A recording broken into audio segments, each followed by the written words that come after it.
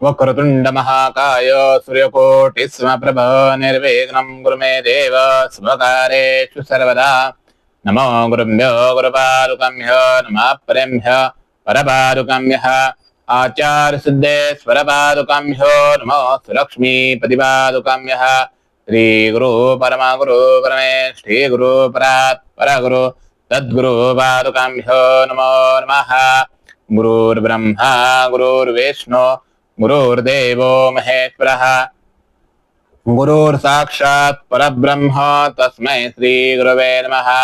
शान्ताकारं भुजगशयनं पद्मनाभं सुरेशं विश्वाधारं गगनसदृशं मेघवर्णं शुभांगं लक्ष्मीकान्तं कमलनयनं योगिविरतानगम्यं वन्दे विष्णु भवभयहरं सर्वलोकैकनाथं विष्णुं जिष्णुं महाविष्णुं प्रभविष्णुं महेश्वरान् अनेकरूपदैत्यानां तन्नमामि पुरुषोत्तमम्।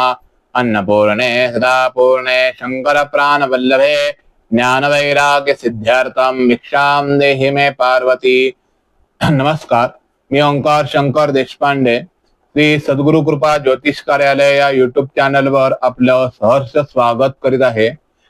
तर वृश्चिक राशीवाल्यांसाठी हा आठवडा खूप इंटरेस्टिंग असणार आहे, कारण तुमच्या पंचम स्थानात म्हणजे 5व्या भावात मीन राशीत चार ग्रहांची युती होत आहे। रवी, मंगळ, शनी आणि नेपच्यून।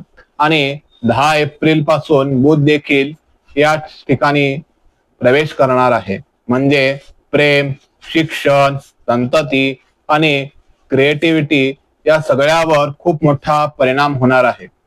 तर वृश्चिक राशीवाल्यांना ग्रहस्थिती समजून घेऊया। 5व्या भावात म्हणजे मीन राशीत रवी मंगळ युती, मंगळ मार्गी होतो आहे।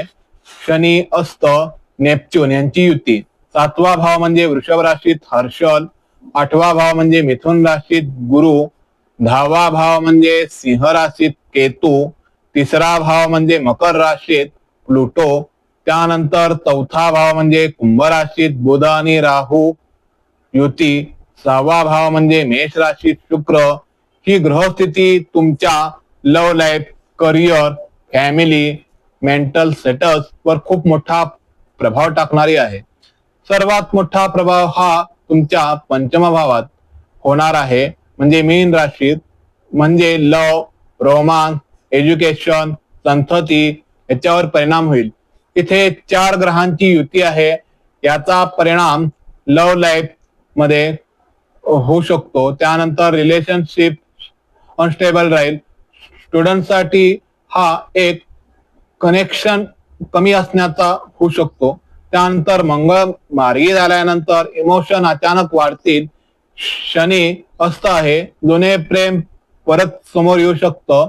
नेपच्यून, त्यामुळे फेक अट्रॅक्शन होऊ शकतं, त्यामुळं इमोशनवर कंट्रोल ठेवा।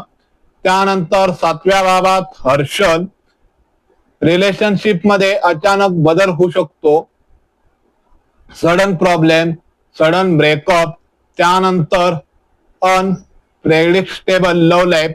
8व्या भावात गुरु, हिडन ब्लेसिंग, अचानक फायदा किंवा रिसर्च मध्ये, अकोल्ट मध्ये इंटरेस्ट किंवा सेपरेशन ग्रोथ होऊ शकतं। 10व्या भावात केतू, इथं करिअर मध्ये कन्फ्युजन, म्हणजे निर्णय चुकू शकतात, इंटरेस्ट कमी होऊ शकतो, जॉब सर्टिफिकेशन नाही। सल्ला हा की फोकस मेंटेन ठेवा। 3ऱ्या भावात प्लुटो, इथं कॉर्जियस किंवा communication, blood decision, strong action, तुम्ही रिस्क इथं घेऊ शकता, पण विचार करूनच घ्या। 4थ्या भावात बुध आणि राहू युती, घरगुती जीवनावर ह्याचा प्रभाव जाणवेल।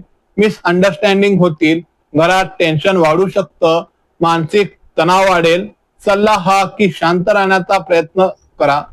6व्या भावात शुक्र, हेल्थ सुधारेल, रुटीन बेटर होईल, कामात सपोर्ट मिळेल आणि शत्रूवर तुम्ही विजय मिळवू शकता।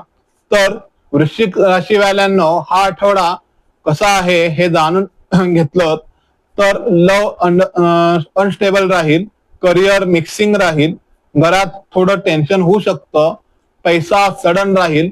हा आठवडा तसं बघायला गेलं तर इमोशनल वर कंट्रोल शिकवणारा आहे. या आठवड्यात हे उपाय नक्की करा की मंगळवारी हनुमान पूजा, हनुमान स्तोत्र, हनुमान चालीसा याचं पठण करा. ओम हनुमते नमःचा जप करा. एखादी लाल वस्तू दान करा. यामुळे अडथळे कमी होतील. जर वृश्चिक राशीचे तुम्ही असाल तर कमेंट मध्ये वृश्चिक राशी जरूर द्या आणि अशाच सविस्तर राशी भविष्यासाठी चॅनल सबस्क्राईब करा, कमेंट करा व लाईक करायला विसरू नका. धन्यवाद.